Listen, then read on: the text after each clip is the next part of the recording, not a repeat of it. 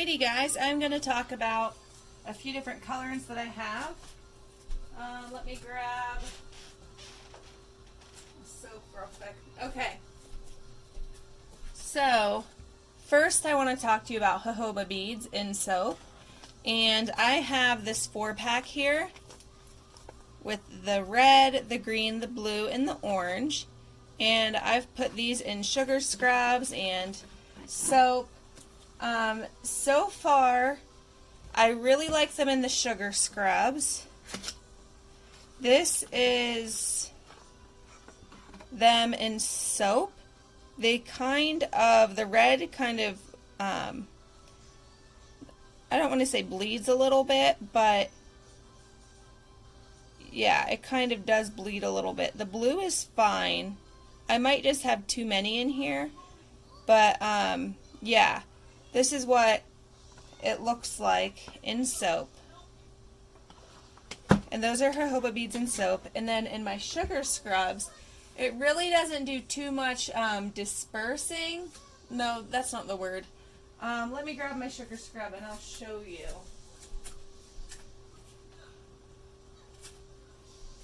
Okay, so it doesn't really bleed too much in the sugar scrub, the color.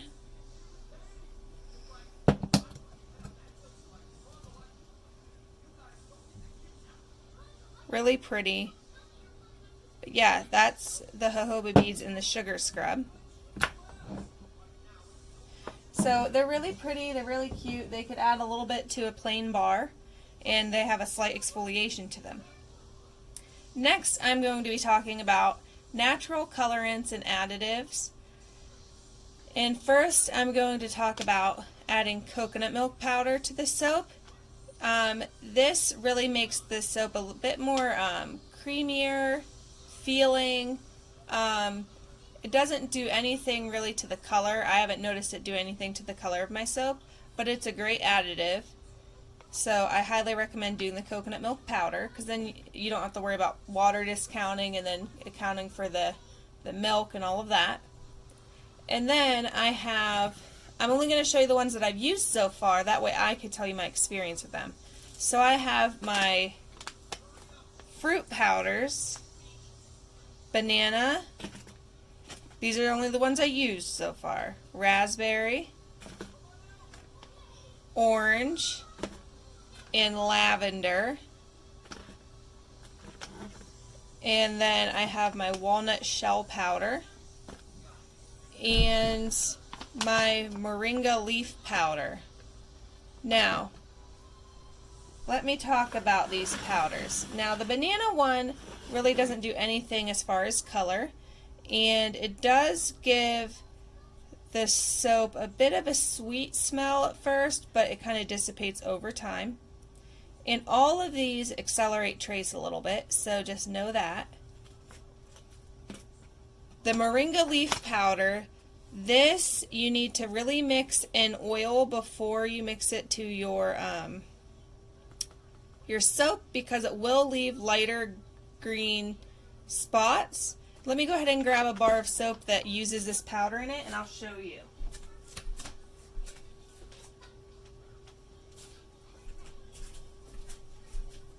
So this is the moringa leaf powder, and you could use it generously to get this color effect. If you do not use it generously, it will show up a lighter color like this lighter green here. So you could see the difference there, slight different coloring. But yeah, so that's what the moringa leaf powder does to soap, a really nice green color. Next for my powders is the orange powder, and I've noticed this also sped the trace up a bit, and it has a slight exfoliation, nothing crazy.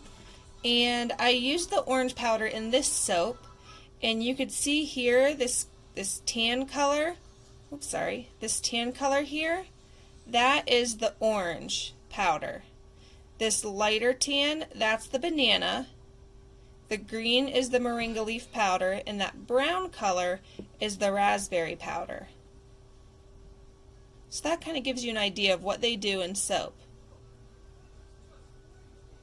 And here's an example of what the moringa leaf powder does.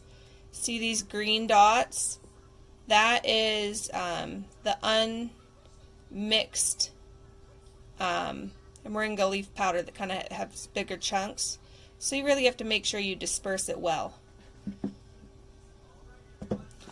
And then there's the raspberry powder, which I showed you. It comes out that brown color.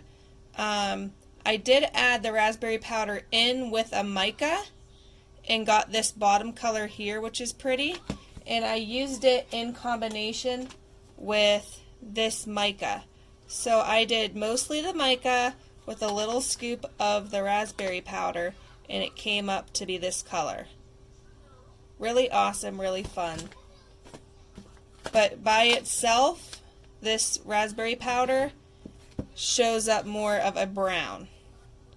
And let me show you in comparison to this color. See, when I added that pink mica to it, it brought back the pink. But then where I didn't add it, it's more of a brown. So there's that. Then the lavender powder. I've added this to body butter. I've added it to lotion. I've added it to soap. It doesn't do anything crazy to the soap other than give it a tiny little bit of a speckling. And at first it actually gave it a strong lavender scent, but it's actually gone away now after a few days of curing. And it doesn't leave much of a color. It hasn't really affected any coloring that I've used. And it's really cool. Really nice additive. And then the walnut shell powder. This is one of my favorite slight exfoliant ingredients because it just gives the smallest bit of specklage, which I love in a soap, and it's really, really gentle. I like to use this on soap for my face. It's so gentle, it doesn't scratch the face at all, and it's just perfect for exfoliating off that dead skin cell, all the dead skin cells. So this is what it looks like in soap that's been cut.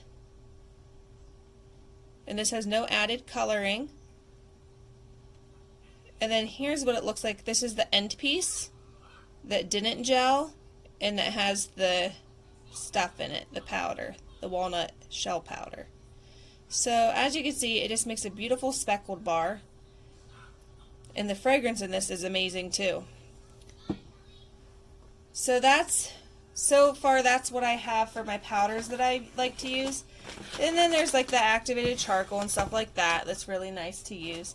But those are some of the powders that I use other than oatmeal, other than kaolin clay.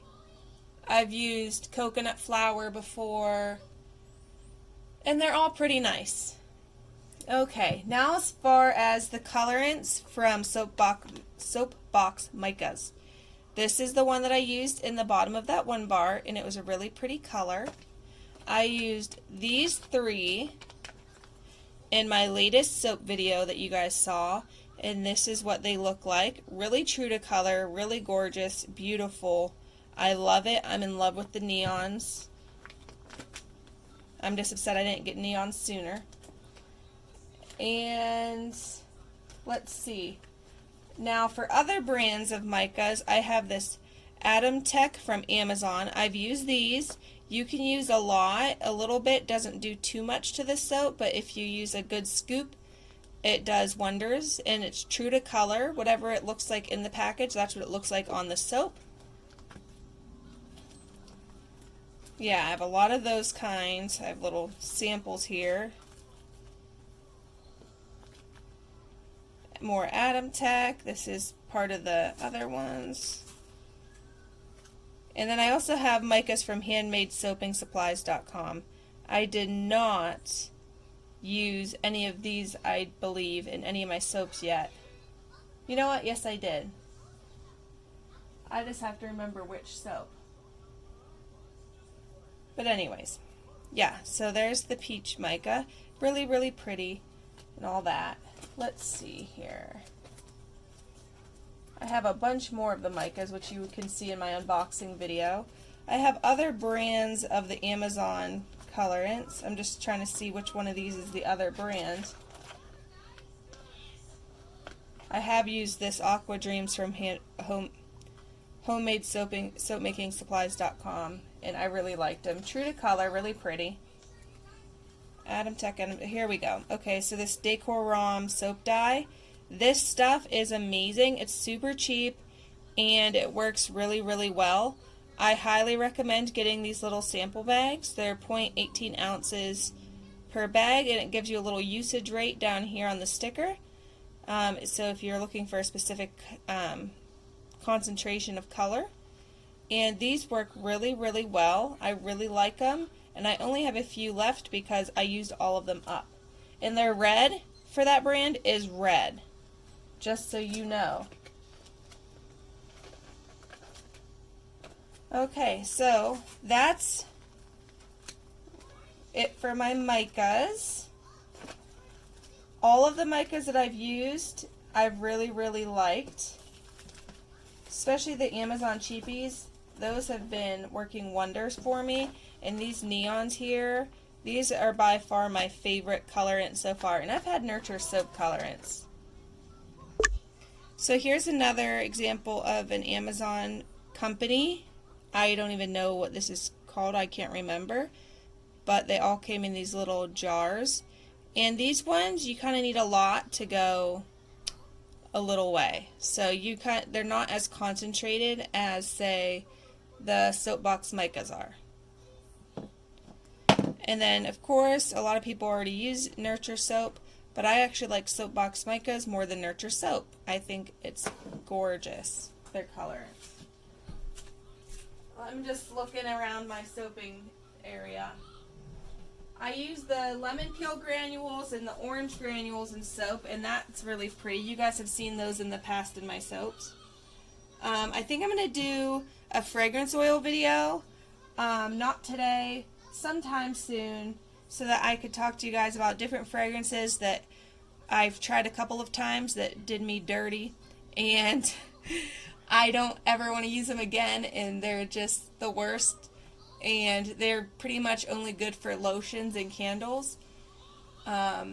So yeah, that is, I'm trying to think if I have any more colorants, the things that I use to do color that are natural. I know I have. Like, I've used the turmeric powder, which makes it like a dark yellow. Activate charcoal makes it black or gray. Yeah, I'm just looking. Adding tea to this soap, depending on how much tea you mix, will make it brown or tan. But yeah, that's pretty much it for my colorants and my powders and stuff that I've used so far. If you have any questions about any companies or brands or anything that I mentioned, then go ahead and ask me. Now you could just see the difference between the neons and not neon. Like, that's a really pigmented neon. It's crazy. I love it. Love it so much. But anyways, and these are all natural colorants, so you're going to get a more muted. And see how that's speckly? You'll also get the speckles with the natural colorants or the powders.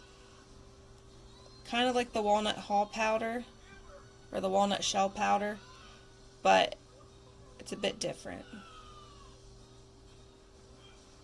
Alrighty guys, now that is it. I will see you in my next video. Alright, bye!